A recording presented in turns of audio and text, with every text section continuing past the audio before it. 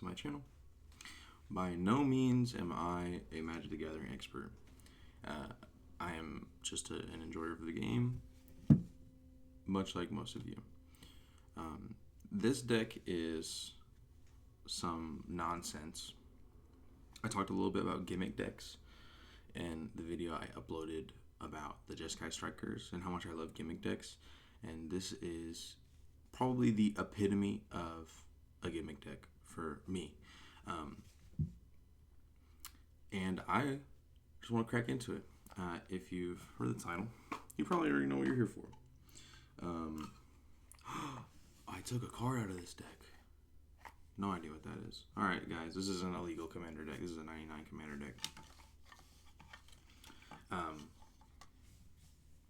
This deck is suboptimal for so many reasons. But the commander is Spongebob Squarepants. Like, I don't think peak performance was my intention for a Spongebob deck, right? So, if you're unfamiliar or new or, not keeping up, last month, this month being April, I want to say like February, March, Secret Lair is like, hey, we're doing a Spongebob set. And Spongebob is going to be a reprint of Jodah the Unifier. And Jodah says, legendary creatures you control get +X, where X is the number of legendary creatures you control. Whenever you cast a legendary spell from the top of your library, whenever you cast a legendary spell from your hand, exile cards from the top of your library until you exile a Dude, I cannot read. Whenever you cast a legendary spell from your hand, exile cards from the top of your library until you exile a legendary non-land card with lesser mana value. You may cast that card without paying its mana cost. Put the rest on the bottom of your library in a random order. So basically, I'm going to play, let's say, I'll play Altanak, the Thrice Called. I'm going to exile cards from top of my library. So I exile a legendary card that costs less than 7. And I'm going to put that on the battlefield. And then legendary creatures you control get +X, where X is the number of legendary creatures you control.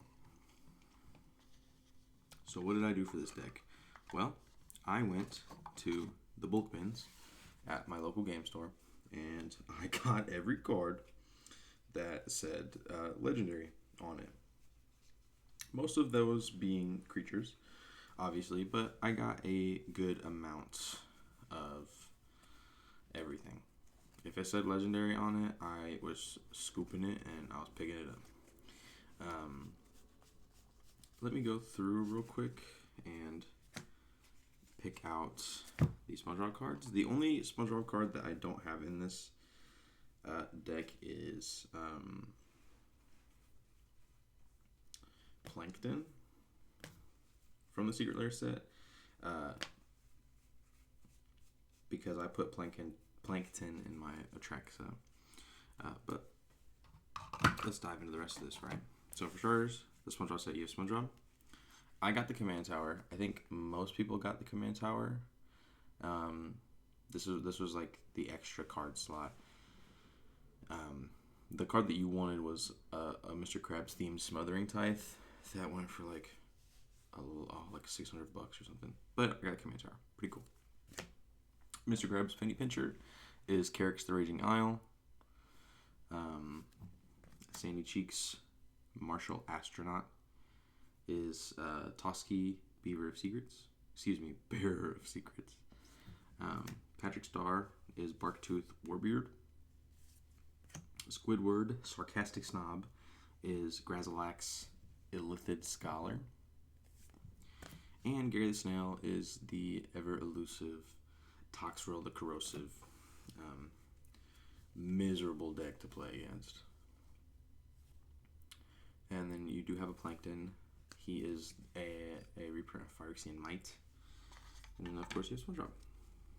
So I just wanted to flip through these real quick. kind of show off what I got. So you'll see a lot of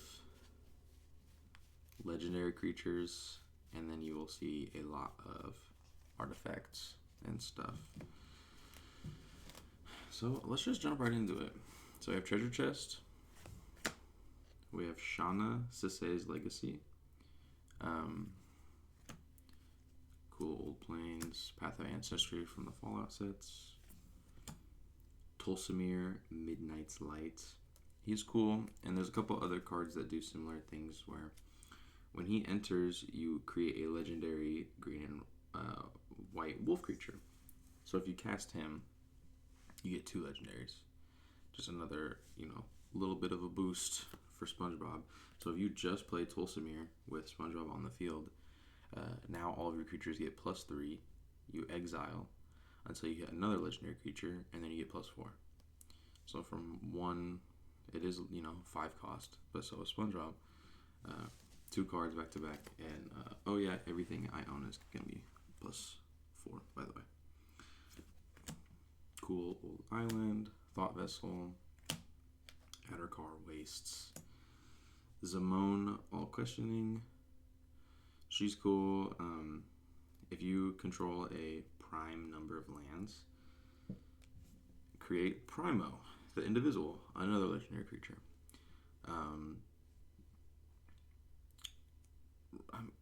It's kind of hard to get to a prime number of lands early in the game unless you're playing her. Maybe turn 3 and then get 5 lands or 7. I'm not running a deck where I will get 31 lands, but cool tentative 2 legendary card. So Rocco Street Chef, he's cool. A little bit of he exiles all. Each player exiles a card, and then they can have the choice to play it. Not necessarily group hug, but a little bit of group momentum. Fabled Passage is a fun one. It's like Terraforming Expanse, but that land can enter untapped. Arvad the Cursed. This is one of the few cards I actually did get intentionally for this deck. Other legendary creatures you control get +2/+2. We're just gonna beef them all up. Loot the Pathfinder. He's fun. Had him sitting in a box. Actually, I think he was in my Xyrus deck. Just wasn't using him. Double Strike, Vigilance, Haste. 3 different exhausts. You got a couple options. Key to the Vault is a equipment artifact, but as long as it's a legendary non-land, you can play without paying its value. So, don't always need creatures. This is another card that I did intentionally search or purchase for this deck. Search your library for your legendary creature card, put it in your hand, and then creatures you control gain double strike. So a little bit of legendary ramp. Glory Heath Lynx is fun. I just like this card. Whenever he attacks while saddled, you can get a basic plains from your graveyard, put it in your hand. Just a little bit more card draw, get through your deck. And for a 5-drop commander, I like taking all of the plains out of the deck to have more of an option to get to the other colors. Soaring, Mirror of Galadriel, scry and draw a card, and that ability costs 1 less for each legendary you control. So, hypothetically, you will be having a lot of legendaries at this point. Mabel's cool. When she enters, create a legendary colorless equipment called the Crag Flame. So, I'm going to create this equipment, maybe put it on your Spongebob, put it on whoever. Farseek, classic ramp spell, search for a land that's not a forest. I was watching a video, fun fact, like, this card is run in like 40% of mono green decks, but on it says search for your library for a plains, island, swamp, or mountain. It doesn't say search for forest. So there's a ton of mono green that run this card and misuse it, assuming that it says forest, but it doesn't say forest on it, so can't search for forest. Vega the Watcher, whenever you cast a spell from anywhere other than your hand, draw a card. Well, we're going to be playing cards from the top of our library, so we're going to draw a card. Norrin's funny. Whenever a creature you control becomes blocked, you may exile and play it later this turn. A lot of good decks built around that. More Fallout cards. More land. Jolene, Plundering Pugilist. We're going to make a couple treasures. Urg, Spawn of Turg. Power equal number of lands in your graveyard. Are we going to have lands in our graveyard? Probably not. But at the beginning of your upkeep, you can look at the top of your library and then put that in the graveyard. So maybe we'll put some lands in your graveyard. Turn through your deck a little bit faster. Get Rock Monster, classic, had it in a binder. Temple of False God. Usually Fortune Flame is funny. Whenever he attacks, you can flip.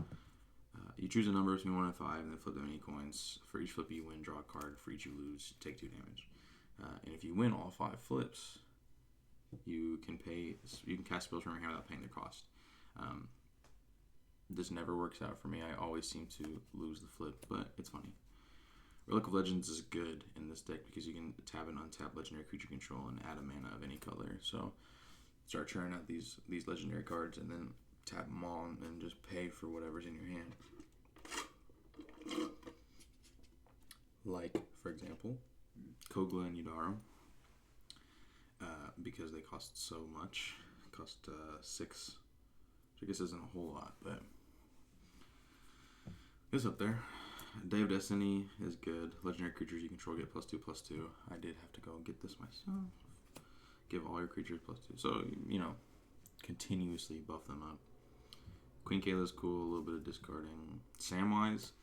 I had Samwise floating around because I liked the art on this card and I just love Lord of the Rings. But then whenever another non-token creature enters the battlefield under your control, create food, and then you sack 3 foods and return a historic card from your graveyard. Legendaries are historic. So with Spongebob, we're going to be having so many creatures enter the battlefield. We're going to be making a lot of foods. We're going to basically make 2 foods every time we cast a legendary creature. And then we can just sack 3 of those foods. And, oh, you killed my commander? Okay, I'm just going to sack 3 foods and return them to my hand. Duck the commander attacks. Nail, Evzoa, Aeronaut. Another cool old swamp. Ferris Lake. Cultivate, another classic ramp spell. Legolas, he's okay.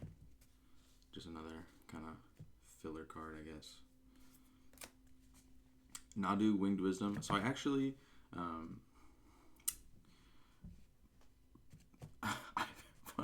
wasn't paying attention. I was just getting cards that said legendary on them because I wanted them. And I forgot that this card is completely banned in Commander. Insanely busted and insanely broken, especially as your commander. Completely banned. Will that mean I'm going to take it out? No. But if you don't know about Nadu, I'm sure there's a hour-long video essay you can watch about Nadu that wraps it up better than me. Oh, this is the same card as...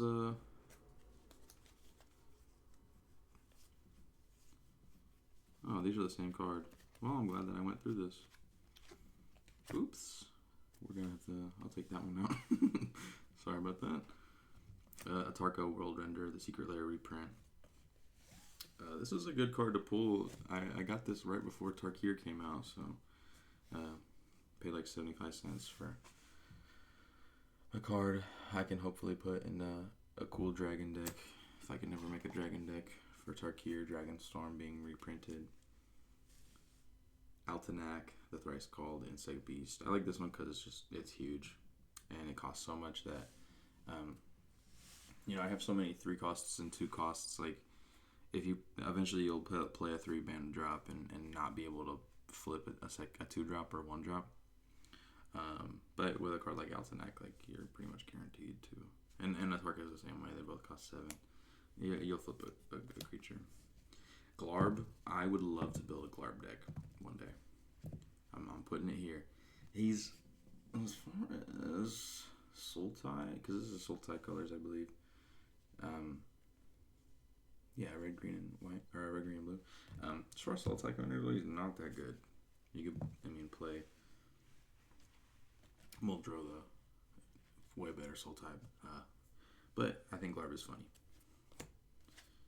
Rampant Growth, another classic ramp spell. Abundant Growth, kind of a different ramp spell, but I thought it was cool. Enchant 1 land for any color.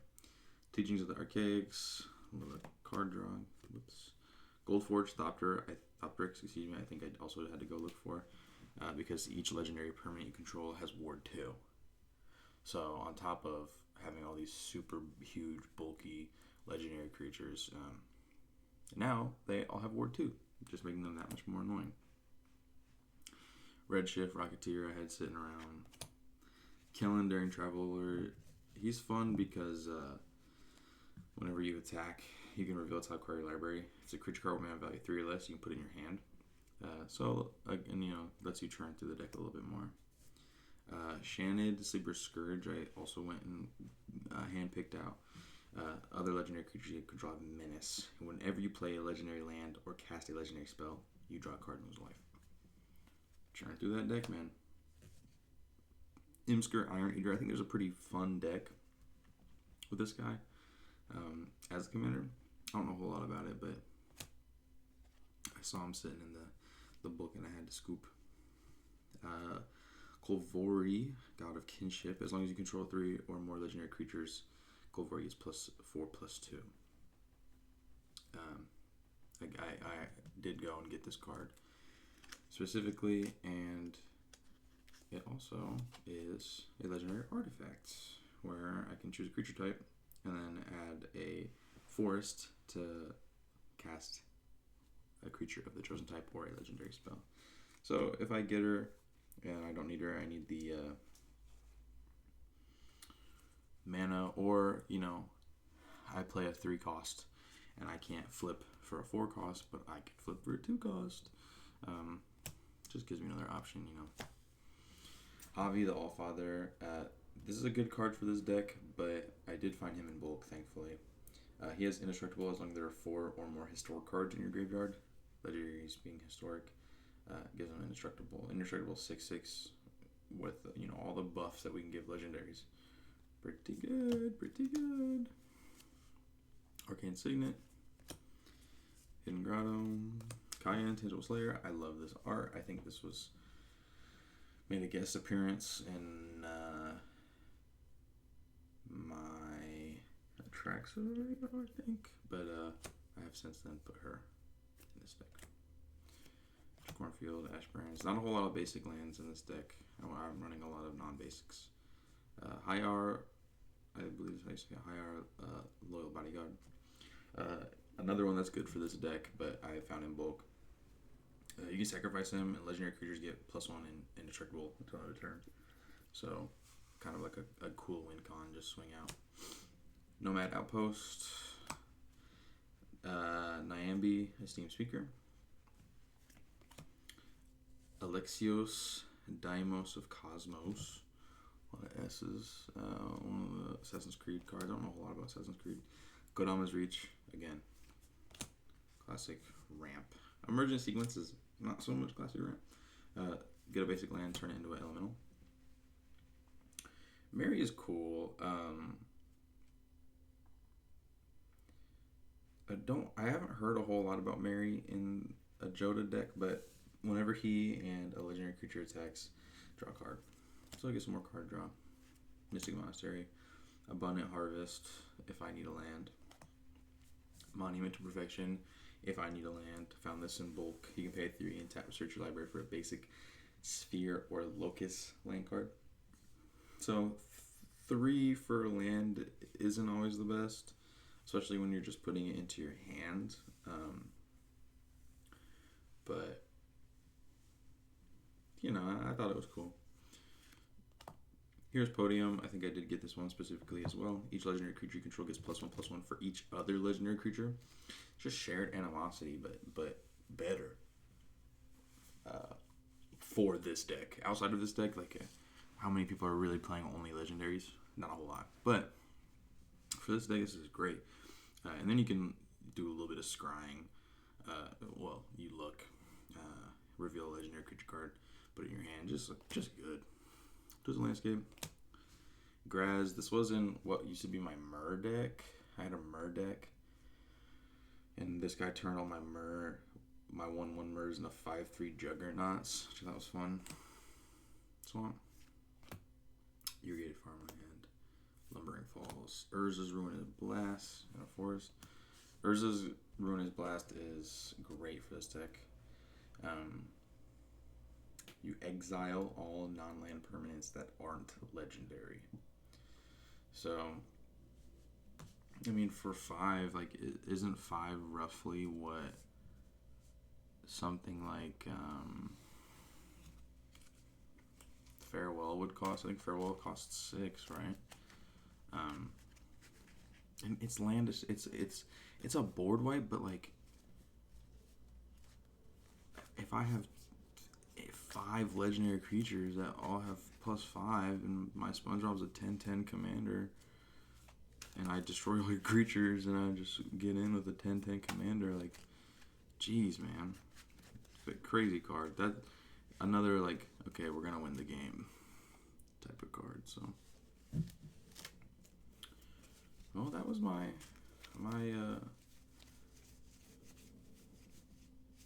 SpongeBob Squarepants deck. I don't really have a whole lot to say. It's kind of just like a funny little deck I put together. If there are some cards that you recommend, leave them in the comments. By all means, I'll check them out. Yeah, that's Jodah the Unifier is just a great card, and it's very funny that Jodah and even like Toxrail getting a reprint with Gary and what's his name, the Sandy card, Tusky, just having come out, and Bloomburrow still seeing a lot of play. Barktooth Warbeard being like a old just human warrior card. Yeah, a lot of cool stuff going on. So that's my SpongeBob deck. If you enjoyed, leave a comment, like, subscribe. Helps me out a ton. Hopefully, I will see you in the next video. Leave a comment if you liked it. Suggestions, the shtick. Everyone always says. All right. Good night, or good morning, or good evening.